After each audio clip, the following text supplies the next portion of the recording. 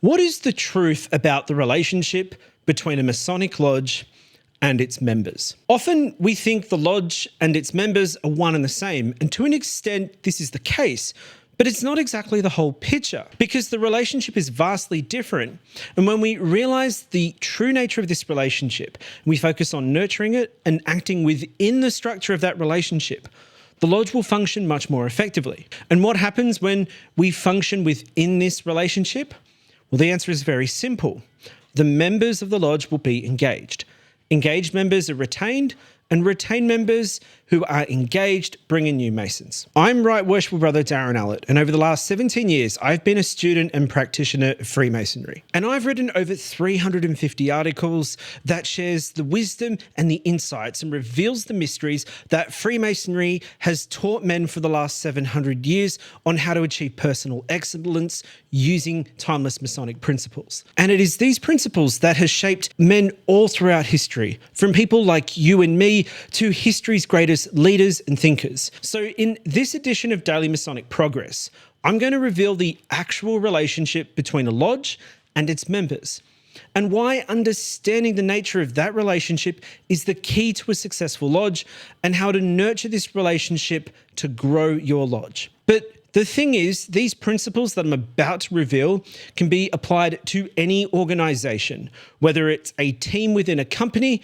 or a business. So let's first take a look at what is the lodge, because without knowing this, we can't fully understand the relationship that exists between the lodge and its members. Now, in order to form a lodge, a group of Masons who are all members of another lodge must petition the Grand Master for a warrant of constitution. This petition contains the officers of the lodge, as well as a number of other brethren who are the foundation members. And when the warrant is issued, this is what gives the lodge its existence, and it can then regularly or legally hold its meeting and perform the three key functions it was warranted to do. They initiate, pass, and raise men in Freemasonry, and that is how they make Masons. However, who does the Grand Master entrust this warrant to? Well, before the Grand Master grants the warrant, the petition will need to specify who is the Worshipful Master and the Senior and Junior Warden, as well as who are the other officers of the lodge. And then after the lodge is consecrated, an installation of the Master occurs, and the Grand Master then entrusts the warrant to the new Worshipful Master. The Master will then invest his officers, and that includes his principal officers, being the Senior and the Junior Warden, who are there to assist him in the well-ruling and governing of the lodge. But right at the very end of the installation, there are three key addresses. The first is to the Master, the second is to the Wardens, and the third is to the Brethren. And in these addresses, they spell out publicly the duties and responsibilities of everyone that's involved in the lodge. Now, from the entire process that goes into making a lodge, we learn what the lodge actually is. It's a group of Masons who all want to be recognized as one combined entity for the purposes of working and practicing Freemasonry. But it is within this entity of Masons there are two distinct groups, which are highlighted across each of the three addresses. Those that rule and teach, being the Master and the Wardens and the officers, and those who submit and learn, which are the members. However, the problem is most lodges, and by de facto most Masons, fail to actually listen to these addresses. We sit in the installation ceremony and we hear them.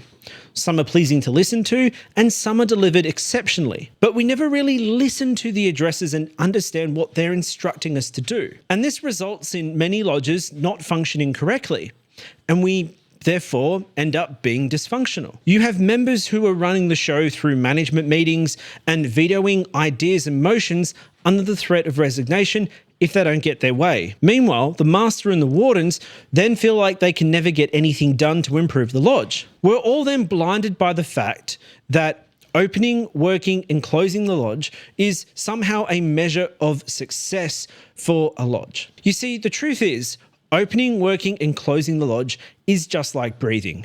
It should happen naturally and subconsciously. If you think that breathing is a success, consider what state of health and stage of life someone is at when taking a breath is a very measure of success. Then where we end up is because everyone hasn't fallen into line within the role they're meant to perform, the lodge is basically functional chaos. And you can argue that it's functional, but Masonry is all about coming to order.